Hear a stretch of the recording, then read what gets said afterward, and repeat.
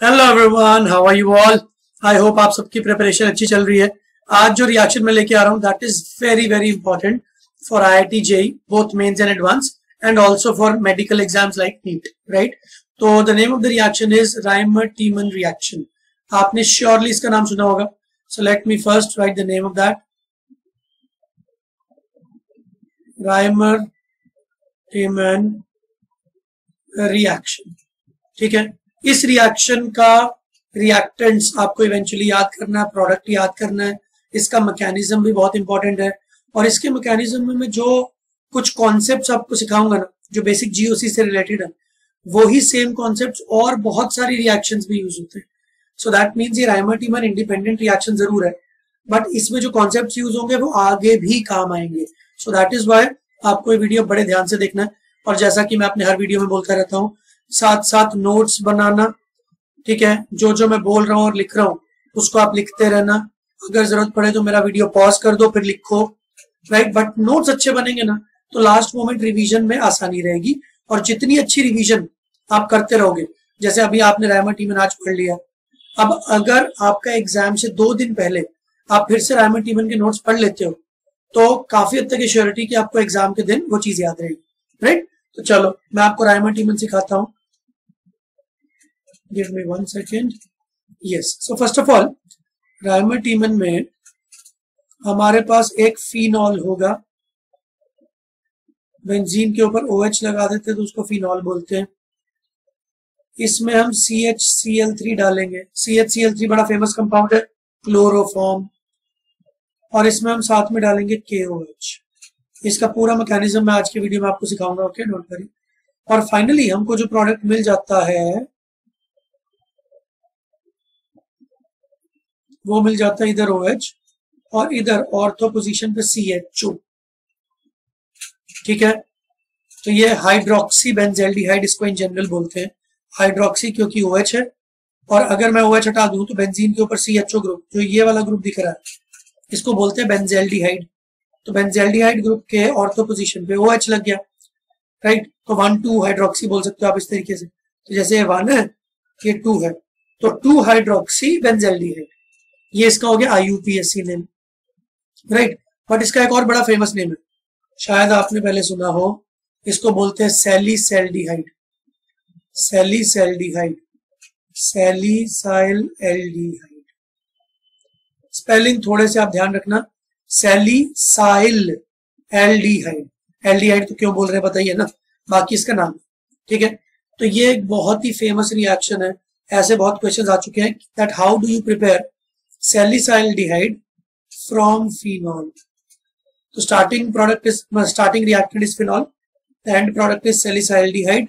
And what are the reagents that you use? Chloroform and basic medium KOH.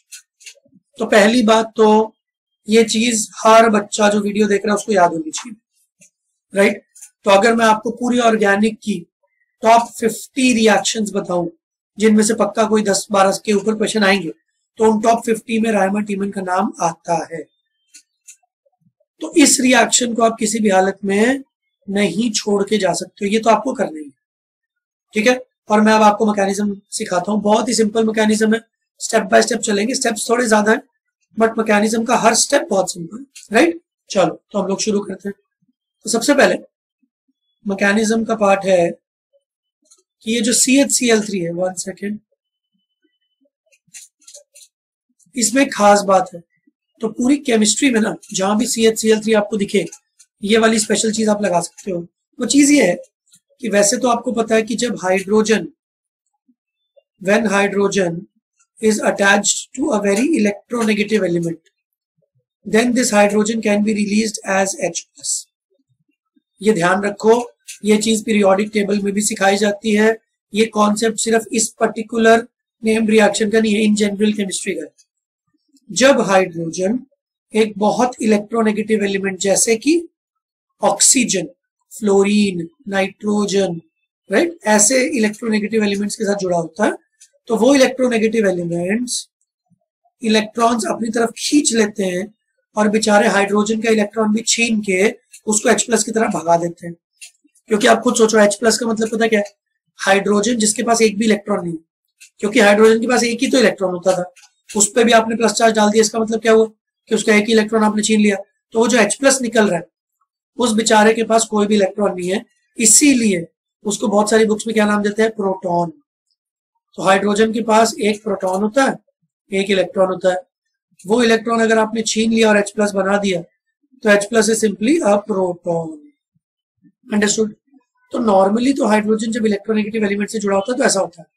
Generally hydrogen जब carbon से जुड़ा होता है तो हाइड्रोजन से बहुत ज्यादा इलेक्ट्रोनेगेटिव तो कार्बन नहीं, तो कार्बन उतने ज्यादा भी इलेक्ट्रॉन नहीं छीनता इन जनरल।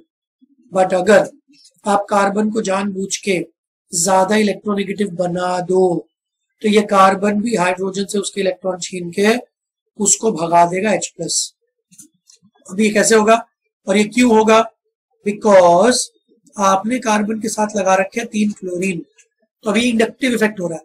देखो क्लोरीन्स कार्बन से खींच रहे हैं, तो कार्बन के पास बेचारे के पास इलेक्ट्रॉन्स की कमी पड़ रही है, तो इन टर्न कार्बन हाइड्रोजन से छीन रहा है और इस चक्कर में हाइड्रोजन हमारा निकल रहा है H प्लस की फॉर्म में। ठीक है, और इस पूरे प्रोसेस को फैसिलिटेट करने का काम करता है बेस। भाई देखो H प्लस तब निकलेगा जब सामने उसको कोई बेसिक नेचर वाला दिखेगा। एक चीज आप सिंपल समझ लो, अगर ये कंपाउंड H प्लस रिलीज कर रहा है मतलब ये एसिड की तरह बिहेव कर रहा है, तो अगर आप एसिड को, अगर एक बहुत ही माइल्ड एसिड को आप और अच्छे एसिड की तरह बिहेव करवाना चाहते हो तो आप उसके सामने बेस रख दो ना, and that is where the role of KOH comes in. तो ठीक है, तो इस हाइड्रोजन की टेंडेंसी H प्लस के फॉर्म में निकलने वाली तो है ही, और इस टेंडेंसी को और बढ़ावा कौन देता है, हमारा KOH। राइट, तो मैं इस चीज को नेक्स्ट पेज पे लिखता हूं। तो ये देखो जो KOH है उसमें से आया OH माइनस, हमारा जो OH माइनस है उसने इस हाइड्रोजन को कॉन्फिडेंस दिया कि भाई तुम H प्लस की तरह निकलो, मैं तुम्हारे साथ हूं। तो बेसिकली स्पीकिंग इस OH माइनस ने H पे अटैक किया और ये बॉन्ड इधर शिफ्ट हो गया।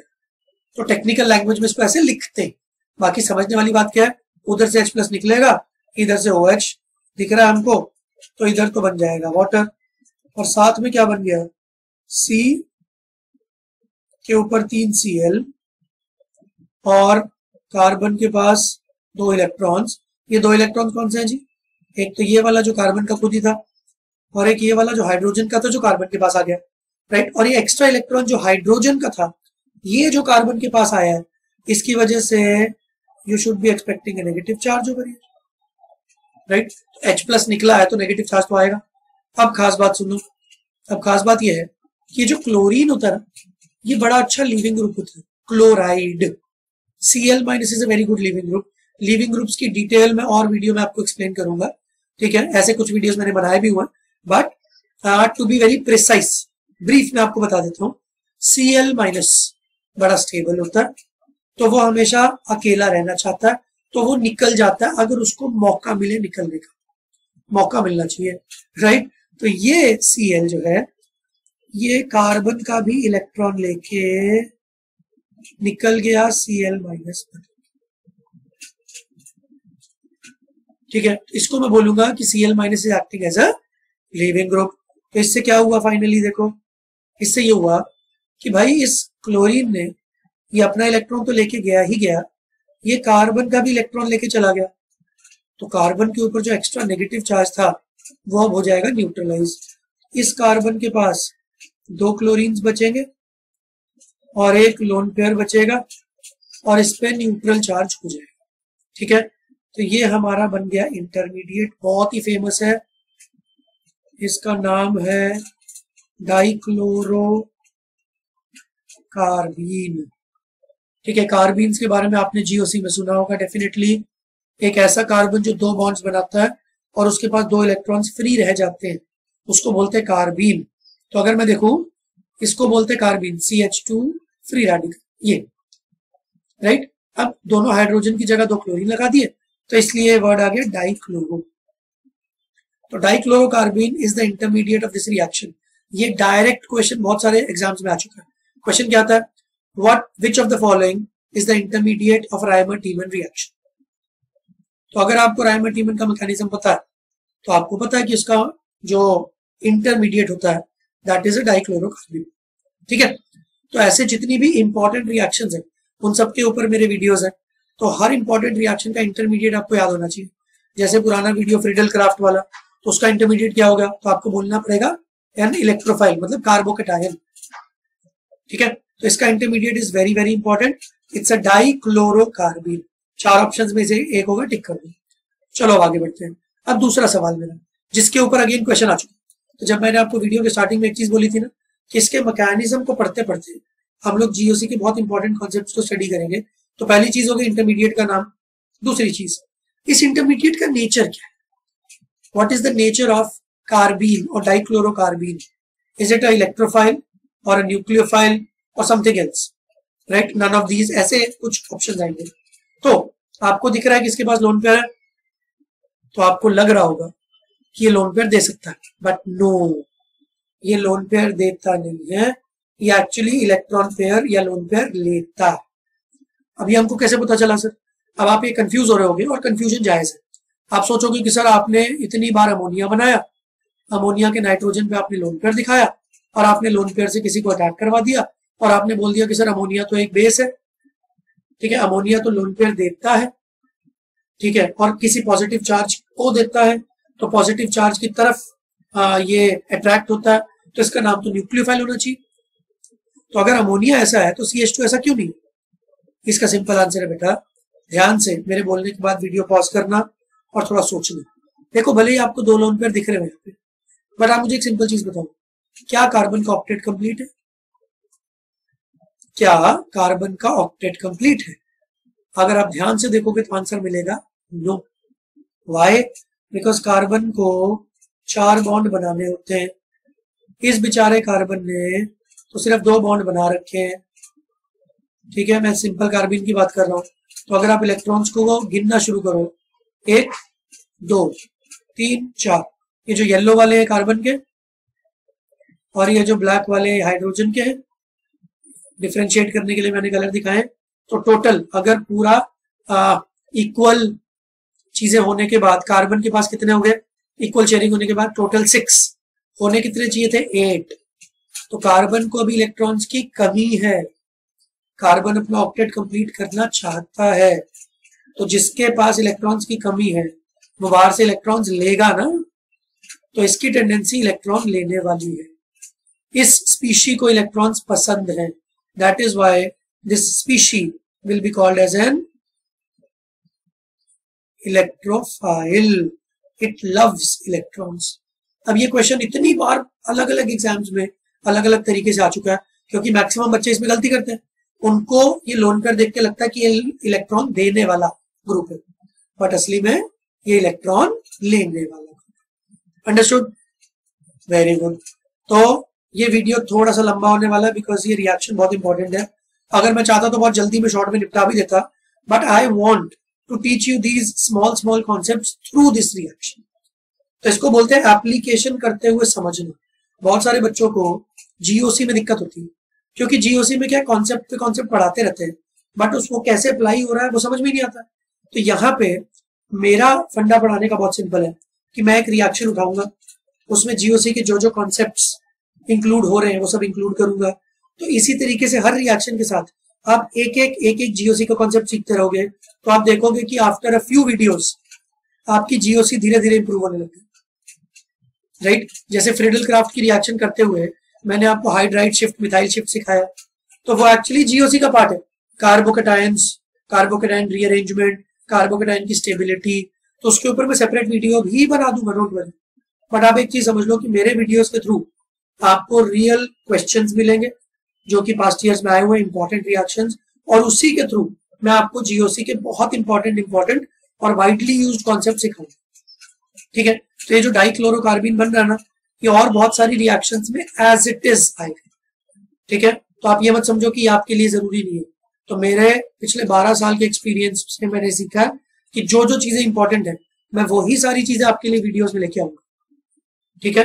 तो हमको शॉर्ट में रिवाइज करना ना, तो ये शॉर्ट में करने का तरीका है। चलो, डाइक्लोरोकार्बीन बन गया। अब जरा फिनॉल पे चलते हैं। जो फिनॉल हमने शुरू में रिएक्टेंट्स में लिया था। तो भाई मेरे पास एक फिनॉल है और मेरे पास KOH भी है, क्योंकि आपने CHCl3 के साथ KOH भी तो डाला था। अब KOH एक बेस है और ये वाला हाइड्रोजन एसिडिक है। क्यों एसिडिक है, इसके ऊपर भी मैंने वीडियो बना रखा है। क्योंकि H+ निकलता है तो O के ऊपर जो नेगेटिव आता है वो रेजोनेट कर सकता है, राइट। तो इसके ऊपर प्रॉपर सेपरेट वीडियो है, डोंट वरी अबाउट इट। तो सिंपल सी बात क्या होगी कि बेस की प्रेजेंस में H+ और आसानी से निकल जाएगा और यहाँ पे ये आयन बन जाएगा O-। इसको तो बोलते हैं फिनॉल और इसको बोलते हैं फिनॉक्साइड आयन। ठीक है, अब नेम्स धीरे धीरे याद हो जाएंगे, 2-3 बार प्रैक्टिस करनी पड़ेगी। ओके चलो, अभी फिनॉक्साइड आयन बन गया। अब फिनॉक्साइड आयन की खास बात ये होती है कि ये अपने नेगेटिव चार्ज को अंदर रेजोनेट करने के लिए भेजता है। तो आपको नेगेटिव चार्ज ऑर्थो पे भी मिल सकता है और यही नेगेटिव चार्ज अगर इस तरीके से ट्रैवल करता रहे, राइट, जिसके ऊपर हमने बहुत सारे और वीडियोस बनाए हैं, रेजोनेटिंग स्ट्रक्चर्स एंड ऑल, तो ये नेगेटिव यहाँ पे भी आ जाएगा। तो ऑर्थो और पैरा पे नेगेटिव चार्जेस आएंगे। तो जहां पे नेगेटिव होगा ना, अटैक वहीं से होगा, ये समझ लो। तो मैं ऑर्थो वाला कंपाउंड लेके उसका अटैक आपके इंटरमीडिएट डाइक्लोरोकार्बिन पे करके दिखाता हूँ। बहुत सिंपल है। तो ये हमारा फिनॉक्साइड आयन,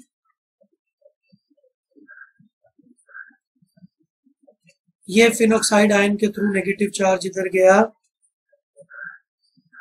तो यहाँ पे नेगेटिव आ गया और अब हमारे पास एक कंपाउंड था डाइक्लोरोकार्बिन। तो इस नेगेटिव चार्ज ने क्लोरीन पे अटैक कर दिया। ठीक है, अब जब नेगेटिव चार्ज ने क्लोरीन नहीं, carbon, I am so sorry. तो नेगेटिव चार्ज ने जब कार्बन पे अटैक किया, ठीक है, तो बेसिकली एक तरीके का कोऑर्डिनेट बॉन्ड है। और मैंने आपको पुराने वीडियोस में एक चीज सिखाई भी है कि अगर कोई कोऑर्डिनेट बॉन्ड बनता है तो एरो की तरफ आप नेगेटिव चार्ज लगाते हो और जो टेल होती है, जहां से एरो स्टार्ट होता है, वहां पे आप पॉजिटिव लगाते हो। तो इससे आपको क्या बनता हुआ दिखेगा कि ये डबल बॉन्ड यहां आ गया। अभी के लिए एरोमेटिसिटी डिस्टर्ब हुई है, फॉर अ पार्ट टाइम हो सकती है, CCl। अब यहाँ पे आया नेगेटिव चार्ज और यहाँ पे आया पॉजिटिव चार्ज। मैंने जब आपको बेंजीन के इलेक्ट्रोफिलिक सब्स्टिट्यूशन रिएक्शंस के ऊपर भी एक वीडियो बनाया हुआ है, तो उसमें इसका पूरा मैकेनिज्म भी है। तो मैं आपको ये मतलब एडवाइस करूंगा कि आप सारे वीडियोस को बड़े आराम से देखो, जो भी डाउट्स आते हैं उनको लिखते हैं। मैं आपको एक श्योरिटी देता हूँ कि मेरे सारे वीडियो जब आप देख लोगे तो आपके 95% से ज्यादा डाउट्स अपने आप खत्म हो जाएंगे, right. But you need to have patience. तो एक ही कॉन्सेप्ट में मैं आपको सारी GOC नहीं पढ़ा सकता, so you need to have patience और छोटे छोटे पॉइंट सीखते रहो। तो ये पॉइंट आपको समझ में आ गया, बड़ा सिंपल है। बिकॉज ऑर्गेनिक केमिस्ट्री ना मैथ्स की तरह होती है, ठीक है। The more you practice the more you get it. और मैथ्स भी ऐसी होती है, जब आप देखते हो ना क्वेश्चन को सॉल्व होते हुए, तो आपको फीलिंग आनी शुरू होती है कि मैकेनिज्म्स कैसे होते हैं। मैंने भी अपने टाइम पे ऐसे ही सीखा, right. So this is one of the best methods. तो आप बस मुझे देखो कि किस तरीके से मूवमेंट हो रही है और अपने नोट्स में उसी तरीके से मूवमेंट बनाओ, ठीक है, तो अब आसान होगा। तो अभी हो गया। अब यार ये जो एरोमेटिसिटी डिस्टर्ब हुई है ये मुझे पसंद नहीं है, क्योंकि एरोमेटिसिटी तो बड़ी स्टेबिलिटी वाली लाने वाली चीज होती है। तो मैंने आपको एक चीज पहले भी सिखाई हुई है, मैं वापस बोल रहा हूँ, ये जिस कार्बन पे अटैक हुआ था उस पे हाइड्रोजन भी तो है ना। तो ये बॉन्ड शिफ्ट हो जाएगा इधर, राइट, और ये बॉन्ड शिफ्ट हो जाएगा इधर, और ये यहां से निकलेगा H+, यहां से निकलेगा H+, बट इस H+ को C- पहले अटैक करके अपने पास बुला लेगा। तो अब ये देखो कि उधर से H+ निकला, जैसे वो H+ निकला इधर से कार्बन ने उसको बुला लिया, क्योंकि कार्बन पे नेगेटिव चार्ज है, H+ पे पॉजिटिव चार्ज है। तो कार्बन हाइड्रोजन जाके जुड़ गया कार्बन के साथ। तो हमको जो कंपाउंड मिला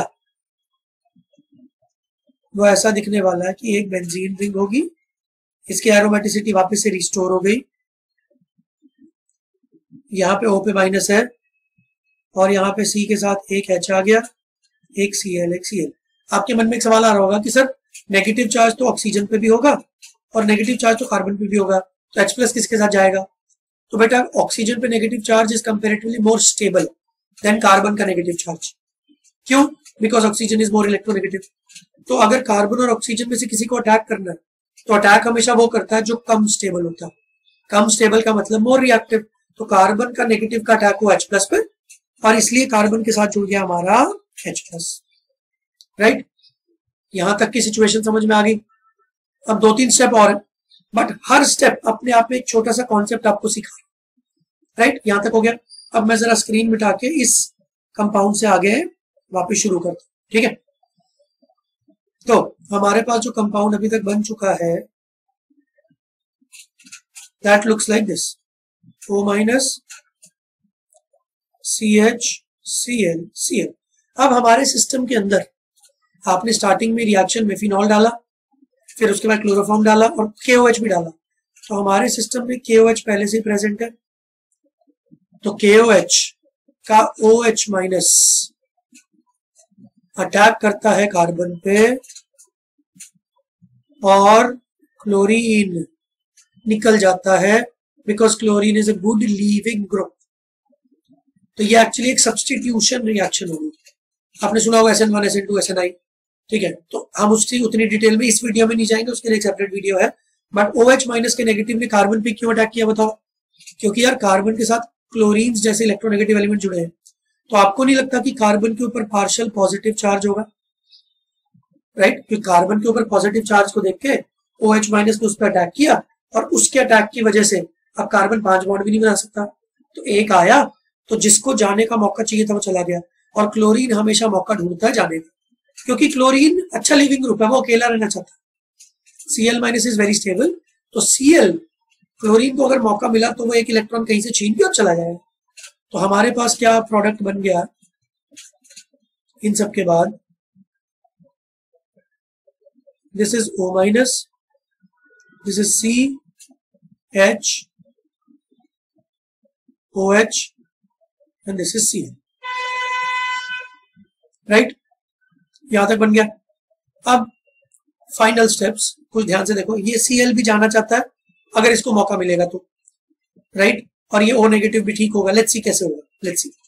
तो सबसे पहले ऑक्सीजन ने अपने लोन पेयर से अटैक करवाया यहाँ, तो बेसिकली उसने लोन पेयर अपना अंदर भेजा। तो ये जो C सिंगल बॉन्ड O है ये C डबल बॉन्ड हो जाएगा। ये मौका देखते ही क्लोरीन को लगा कि अब निकलने का अच्छा मौका है, तो क्लोरीन अपना और उसका दोनों का इलेक्ट्रॉन लेके, इनफैक्ट मैं इसको ऐसे बना देता हूं, कार्बन का भी इलेक्ट्रॉन लेके क्लोरीन निकल गया Cl माइनस बन के। ठीक है, तो इससे क्या हुआ?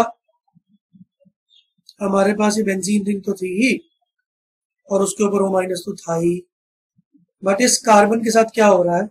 यहाँ पे बन गया डबल बॉन्ड O, इस O पे आ गया प्लस चार्ज, इस O के साथ है हाइड्रोजन और इस कार्बन के साथ भी हाइड्रोजन। अब O ने लोन पेयर दे तो दिया था, बट O के ऊपर जो पॉजिटिव चार्ज आपको दिख रहा है, मैं येलो कर देता हूं उसको, O को पॉजिटिव चार्ज पसंद है नहीं।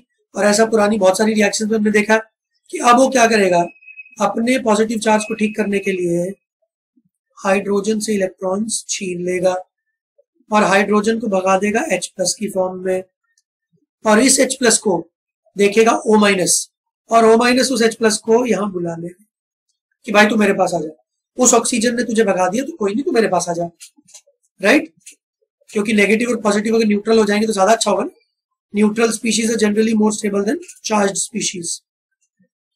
तो यहां बन गया OH और ये बन गया C double bond OH, which is the final compound salicylaldehyde. Right, तो ये पूरी रिएक्शन आई होप आपको समझ में आई। अब बस एक छोटी सी चीज और, ये जो चीज ऑर्थो पे हुई है एग्जैक्टली सेम मैकेनिज्म पैरा पे भी हो सकता है। राइट, तो ये ऑर्थो वाला प्रोडक्ट भी आपका बनेगा, पैरा वाला भी बनेगा। ठीक है, तो this is called as Reimer Tiemann reaction. तो इसमें इंटरमीडिएट कौन सा बना, इसमें रिएक्शन किस तरीके से प्रोसीड हुई, ये सब आपको अच्छे से समझ लेना है। अगर इस टॉपिक में आपको कोई और डाउट है तो आप मुझे चैट बॉक्स में बताओ, I will try to clear it, number 1। और नंबर 2, आप ये वीडियो अपने फ्रेंड्स के साथ भी शेयर करो अगर आपको समझ में आया तो हो सकता है आपके फ्रेंड्स को भी समझ में आए, and it's always good to share your knowledge, right, because अच्छाई करने का लॉन्ग रन में हमेशा बेनिफिट होता है।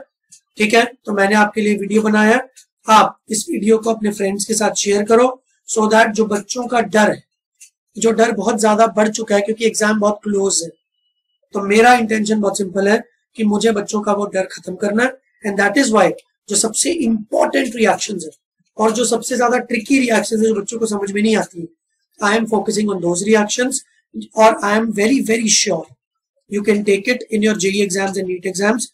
जितने भी वीडियोस मैं ऑर्गेनिक पे बनाने वाला हूँ उनमें से बहुत सारे क्वेश्चंस एज इट इज आपके जेईई और नीट में आएंगे, right, so you can take my words for this. और इसलिए बड़े अच्छे से पढ़ाई करो, और आपको और जो भी कॉन्सेप्ट्स थोड़े टफ लगते हैं मुझे चैट बॉक्स में बताओ, I will try to make videos on all of them as soon as possible, right. चलो dear friends, dear students, thank you.